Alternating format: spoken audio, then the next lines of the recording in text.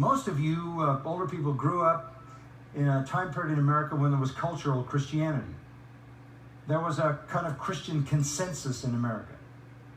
People understood the church, they understood the Bible, they understood the gospel, they understood the morality that came out of the Bible. Sometimes it was called the Judeo-Christian ethic. But even more, it was a cultural kind of Christianity. If you grew up in the South, you probably joined a church, some church, because if you joined a church, you'd get a job at the bank. If you joined a church, you could be hired somewhere because you were one of the good guys. If you joined a church, you connected with other people, and you were socially acceptable, and you were religious, and you believed in God, and that was good, like the founders of America believed. They didn't believe in the God of the Bible, but they believed they couldn't keep people moral if there wasn't some divine threat. So they created a God of their own imagining to hold over people's heads. And so there was a belief in God, and it was defined primarily by the Bible, so there was a kind of cultural morality that survived a long time in America, and it was showing up in elections 20 years ago, 15 years ago. There was still a consensus. We remember the moral majority, the religious right. They were still able to get people elected, still able to have some clout and some power. Let me tell you something. Gone. Gone. No more.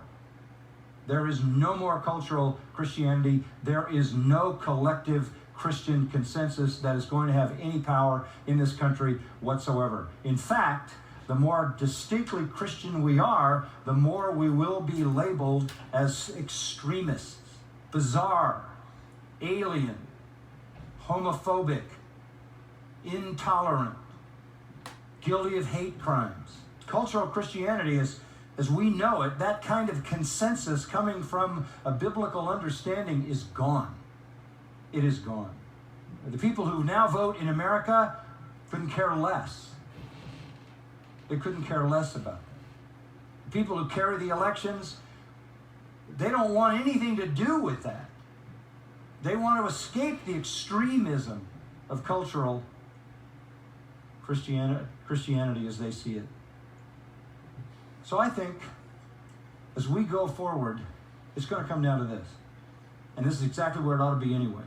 Forget the culture of Christianity, because people really got going in the wrong direction all that time, fussing around in Washington, trying to get certain things done legislatively. You do everything you can to vote for morality and family and marriage and all of that because it's better for people to live that way. It's better for kids to have two parents. It's better for men and women to get married. It's better to be moral. It's better not to be a criminal. It's better not to commit all kinds of sex outside your marriage. It's better not to freewheel through life having relations with anybody you want. That's bad. It's better not to do all that. And we want what's best for people, if nothing else, is a common grace.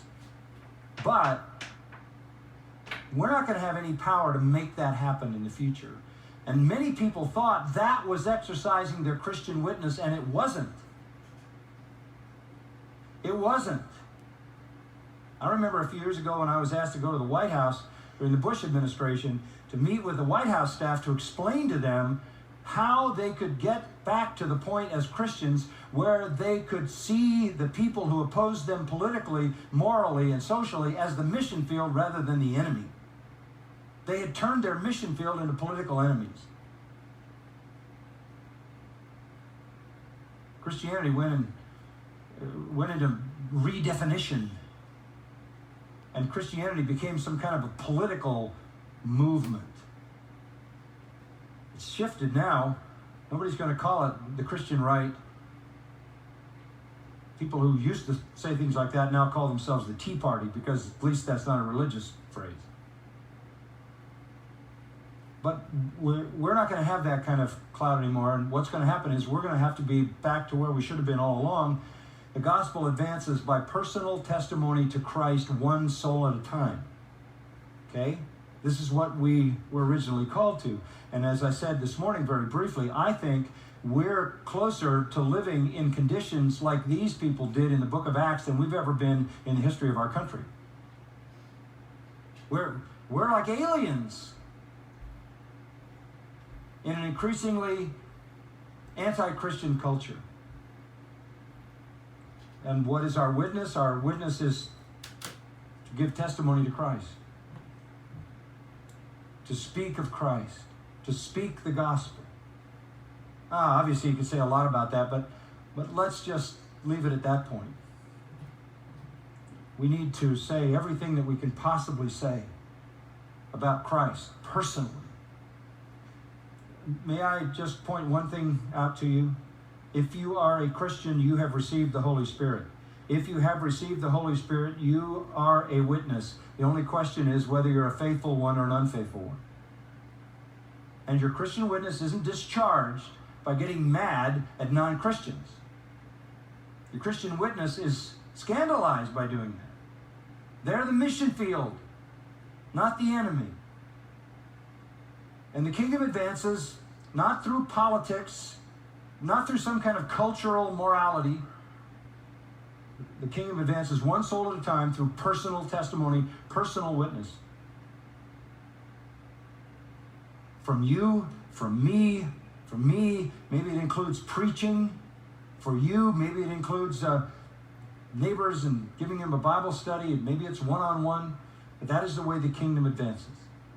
Spirit-filled, Spirit-powered individual believers are made witnesses who give testimony to the power of the gospel and the truth of the gospel on a personal level. And so again, I say the kingdom advances one soul at a time.